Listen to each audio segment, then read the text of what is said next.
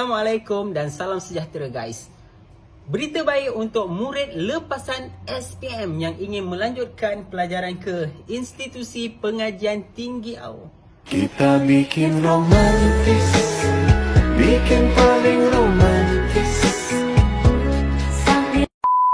Berita baik untuk murid yang ingin melanjutkan pelajaran ke institusi pengajian tinggi awam IPTA. Bahagian kemasukan IPTA telah menyediakan satu aplikasi khas iaitu Electronic Management of Admission System (EMAS), iaitu satu aplikasi sebagai pengiraan markah merit pelajar. Pengiraan markah merit tidak lagi dilakukan secara manual kerana aplikasi EMAS ini akan membantu pelajar mengira markah merit secara online.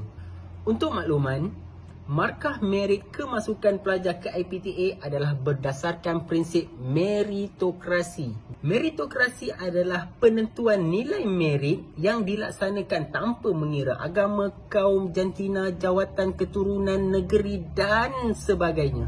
Tapi apa syarat kemasukan ke IPTA ni?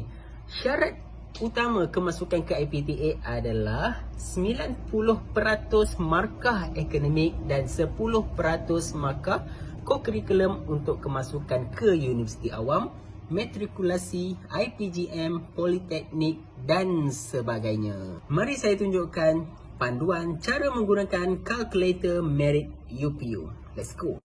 Okey, pertama adik-adik boleh ke laman sesawang UPU. Okay, kemudian pergi ke perkhidmatan online, panduan calon, kalkulator merit dan pilih lepasan SPM. Ya Allah, tengah-tengah hari Melayu. Mana ke? Okey, ini kalkulatornya. Kemudian masukkan grade untuk 4 subjek utama iaitu Bahasa Melayu, Bahasa Inggeris, Matematik dan Sejarah. Kemudian di bawah, sila pilih jenis aliran iaitu STEM A, STEM B, STEM C atau Sastra. Kemudian pilih mata pelajaran pakej terbaik dan pilih mata pelajaran terbaik selain mata pelajaran di atas. Contohnya fizik dan juga pendidikan Islam. Masukkan grade dan masukkan markah co-curriculum 10% anda.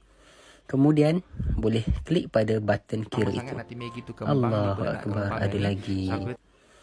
Okey, kemudian di atas itu adalah markah merit untuk apply UPU. Okey guys, itu sahaja sedikit sebanyak panduan untuk kita memohon UPU.